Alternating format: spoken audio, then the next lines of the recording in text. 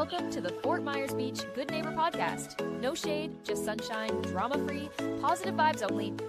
Each episode we bring you closer to the neighbors, local legends, and businesses that support the local community and make Fort Myers Beach the slice of paradise that we all love.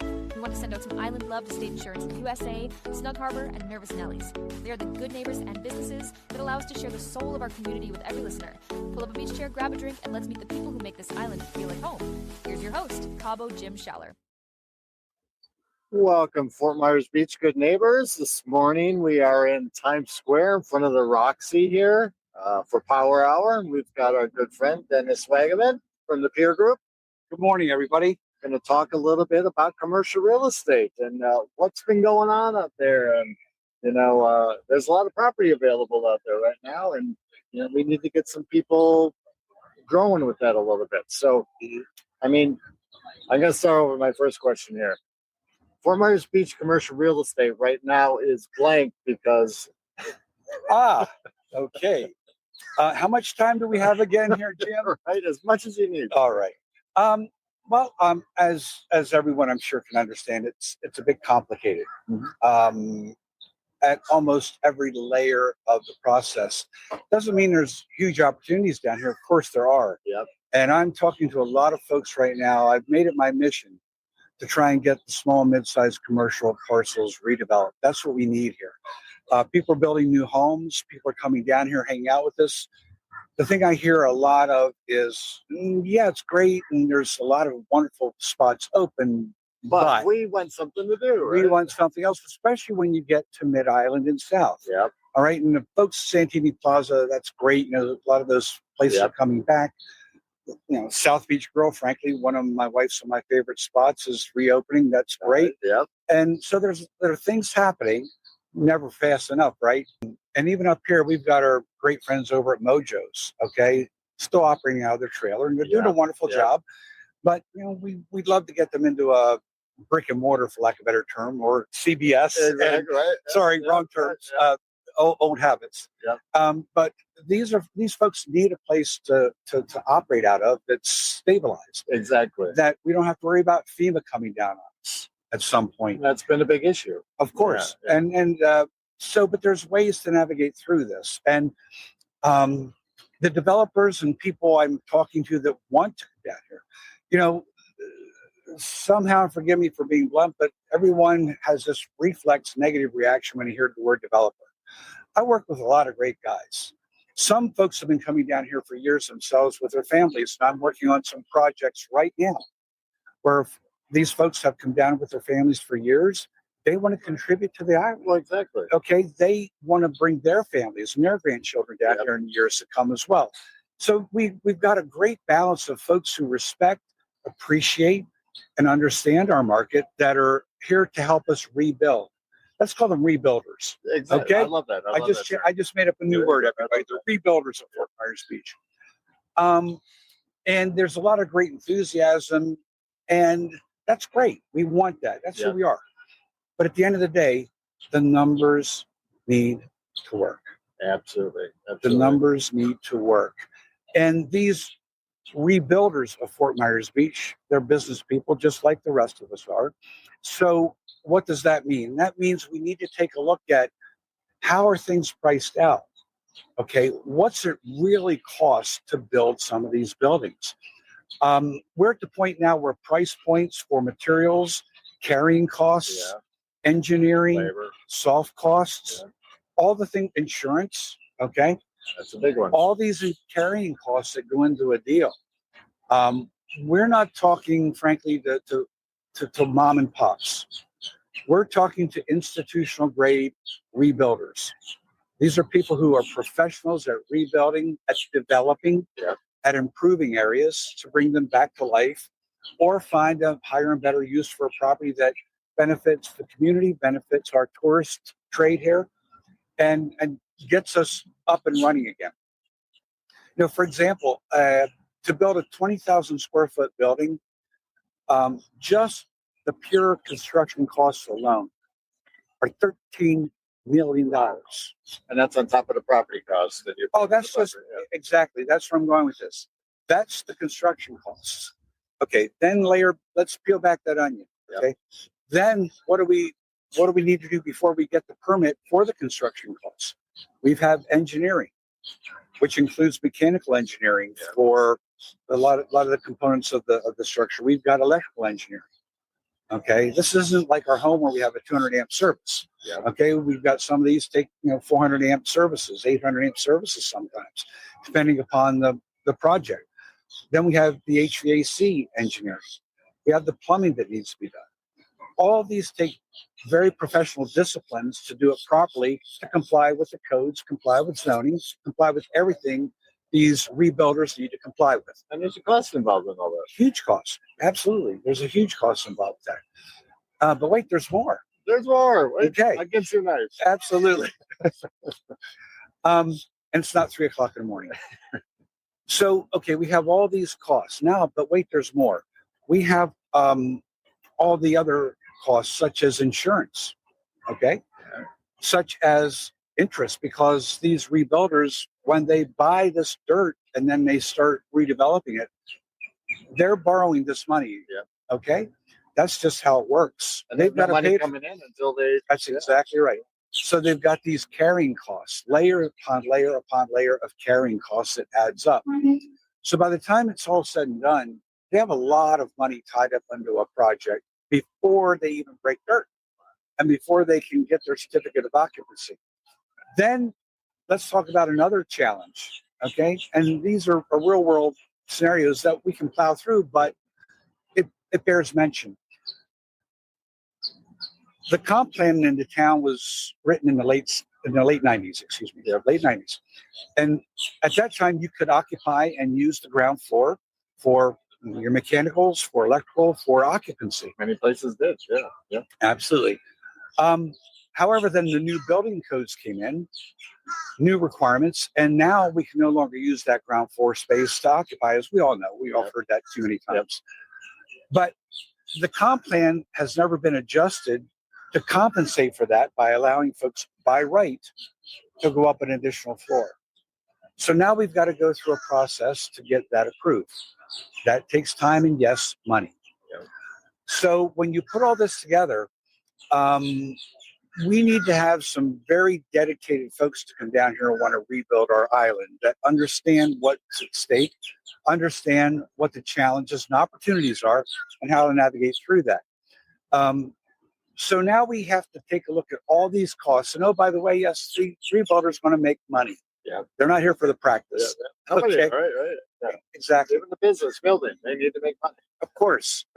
That doesn't mean they're greedy. That doesn't mean they're selfish. It's just business. Yep. Pardon me. So now they have an exit strategy they need to implement into their overall business plan for this project. Okay, so now all this boils down to, okay, after I do all this, they first start off with, what is the market value of my end product worth? What's the market value of a condo, of a short-term vacation rental, of retail space? What are the going rates on the island for X number of square feet, for a boutique, for a art gallery, things like that we're talking about with people. And how much do I have to sell to pay to cover my costs? Yeah. Exactly. So now we take that number, we then back into all these other things, and the rebuilder says, okay, here's all my numbers. Because they're numbers people. Yep. Okay, they love the sun, surf, and sand. Everybody does. But it's not an emotional buy for them. Yep. It's a numbers buy. They come back and say, here's what I can afford to pay for the ground that I wish to build this mixed-use facility on, that I can bring some restaurants back. I can bring some folks back into, brick and mortar, as we say. Yep. That's how it works, and that's sort of how these folks do it. Okay, and a lot of some of the folks I talk to, and the market tells me some landowners will say, okay, when the rebuilder comes in and when he does his work, and when it's all finished, this property is going to be worth $48 million. Absolutely, it is, because the rebuilder has taken that risk. They've taken the money, they've invested the capital. And they've earned that. Yep. Okay, through all the time, effort, risk, money they've laid out to get to that point in the project. But it needs to get to that point. Exactly. And the landowners, there's a number of options that I've worked on with folks. We're rebuilding the Hideaway Village. Really? Okay. All right. Which is down at where the old car wash was. And Hideaway Village, it's very preliminary, okay, but the deal's moving forward, okay? That's an example where the landowner saw the value in partnering with a rebuilder that I'm working with. The landowner recognized there would be a bigger long-term value for him to stay in the deal and work with the rebuilder to create a partnership that everyone will benefit from. The landowner will get greater benefit from his property. Yep. The rebuilder comes in and says, okay, you have your property. We work together on your property, but we, the rebuilder, take care of all these other costs. We go to the town. Yep. We get the entitlements. We absorb the risk over here. Okay. We do all the construction project management. We deal with the headaches if they arise, when they arise. Yeah. Let's get Yep. real. Nothing is yet ever perfect. But you need to have a seasoned rebuilder that knows what they're doing, that has experience, Yep. that recognizes the opportunities and how to navigate through the challenges to get these projects underway. So there's huge opportunity here, and we just need to kind of take a look at the realities, if I may, Yep. of what it takes to really get a structure like a mixed use, like just a 20,000 square foot mixed use project. That's a lot of heavy lifting, Yep. but we need a lot of them done down here. So talking about that on a timeline basis, so realistically, what are we looking at? I know every scenario is a little bit different, but from making an agreement that yes, I'm going to build on this property to opening your doors and actually having your first customer walk through the door. Yeah, great question. And let's assume for the conversation that it takes a little massaging. Yep. Okay, we can't build what we need to by right because the numbers don't work, remember? So we need to massage this a little bit. So that means we're going to need to get a land use planner involved. There's someone with the technical expertise to understand how to marry what the rebuilder wants, what the town needs, and how to make that work together. So that's the first step in getting that accomplished. Depending upon the size of the project, let's stick to the 20,000 square foot. I like that number this morning. Let's stick to 20,000 square feet. You're probably looking realistically till you open your doors, maybe 2.5 to 3 years. Okay, from the time that doesn't include all the negotiating to get the dirt up front. Yeah. But let's assume that's from the time the rebuilder and the landowner come to agreement. Reality is probably about 2.5 to 3 years. Wow. Exactly. That's crazy. We need to get started We 10 need to minutes get ago. going, yeah, because like you mentioned earlier, people are coming here looking for things to do, wanting to spend money here, and if they come back next year and nothing's done, Yeah, they're not going to be exactly. coming back, and that becomes an issue for everybody. No, exactly. And there's a syncing up process here, a chicken or egg, if you will. Yep. All right. I'm talking to many folks right now, and I hear the same thing again. This is from the market. This is what I'm communicating to everybody. This isn't Dennis Wagaman's ideas. Okay. I'm hearing from the market. Okay, I come to Fort Myers Beach. I know and I realize that I need to round off the square edges of my square peg to shove it into Fort Myers Beach's oblong hole. Okay. I know I need to do that. That takes me time and money. Okay. But Dennis, I can go over to XYZ Beach. I can shove my square peg into a square hole. Okay. Because by right, I can build there what I want to build. So those are some of the things and feedback that I get. Other things are, frankly, they're trying to come up with an understanding of the pricing of some of the parcels that are available. And so we can go back and forth on that all day long. But at the end of the day, the landowners can either look at the numbers and do the math and understand what it really takes to get a project up and going. Or, if they're looking for that value, then absolutely take on that risk lay out the money, do all the work, coordinate with land use planners, and then, develop that project. Or you could partner with a rebuilder to do that. So there are, some options here for the landowners that they can get what they're looking for. Yeah. Okay. The reality is of a nice clean sale. Then we need to take a look at the numbers and back into it, because that's what the market is doing. And I like the way you put it, because it is a sense of community and coming together and working together. Business, landowners, people that live here, everybody coming together to move things forward. Yeah, absolutely. So if you had a crystal ball, looking at the next, maybe say 90 days, okay, where do you think commercial real estate is headed? I see things starting to loosen up. A lot of the capital investors and rebuilders I've been talking to, a lot of folks are sitting by the sidelines and waiting, and not just here, but industry-wide.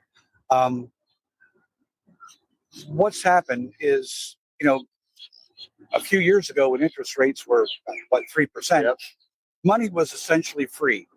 So a lot of folks were going out there buying a lot of different projects, and their due diligence and their risk tolerance levels were not what they maybe should have been. So they lowered their risk tolerance, or let's see, they took on more risk. Okay. They took on more risk than they would have had in another environment. And, some of them got burned a little bit. So they stung from that a little bit. So now they've overcompensated. And now they're doing risk analysis down to the gnat's eyebrow a little bit. Too much, right? Exactly. It's sort of like when, we had the market crash back in, the late early 2000s. Well, that was because everybody was giving away too much money for free. And now we had an overcompensation for that. It's sort of the same effect right now in that institutional capitalization market. So, but we're seeing things starting to loosen up a bit. I think people are getting more secure. We're feeling more stabilized with our economy. And I don't know if anyone remembers, but we had this thing called election back in 24. So I think a lot of folks were sort of waiting for the fallout of that. We're still adjusting to this and that. A lot going on. Just a few things. So these are, again, not issues. I'm not trying to be negative or pessimistic, but we have to understand what we're up against to then know how to overcome this and work through and around it to get results. Absolutely. And that's what my focus is. I get results. I love it. So how would our listeners go about reaching out to you if they wanted to learn more about commercial real estate, had some questions, they were looking to invest in the area? Sure. Anytime, call me on my mobile phone, 239-940-7749. Right. And it's the Pier Group, correct? The Pier Group. Yes, I founded the Pier Group, and I'm going to be building up this group. Looking forward to it because it's an exciting time on the island. We've got great opportunities here. It just requires a little bit different level of skill sets to get this specific sector going. So that's what my mission is. I made it my mission. I enjoy this sector of the market. And, like just this first project that we're really working on, Hideaway Village. It's exciting, man. It's fun. Right. There's an energy that comes from absolutely. That, right? Absolutely. And so that's what we're into. And, 10 years from now, I want to be able to go to some of these spots and just sit there and enjoy a coffee. Right? Well, we did. Yeah, well, exactly. We did it. And, that'll feel good. Perfect. Yeah. Dennis, it's been a pleasure. Thank you, Jim. Thank you for your insight. And we'll see you here at the Rebuilt Beach soon, right? Absolutely. All right. You have a great day. I will, buddy. Thank you. Thanks for tuning into the Fort Myers Beach Good Neighbor podcast. No shade, just sunshine, drama-free, positive vibes only. If you loved what you heard, share it with a friend and keep the good vibes going. Until next time, remember to Cabo until you wabo and keep being a good neighbor. Also, to nominate your favorite neighbors, local legends, heroes, or local businesses to be on the show, go to FMBGN-ROXIE-Dennis. That's FMBGoodneighbor.com or call 239-427-4100. We want to send out some island love to State Insurance USA, Snug Harbor, and Nervous Nellies. They are the good neighbors and businesses that allow us to share the soul of our community with every listener. Here's to celebrating all that makes Fort Myers Beach, the slice of paradise we all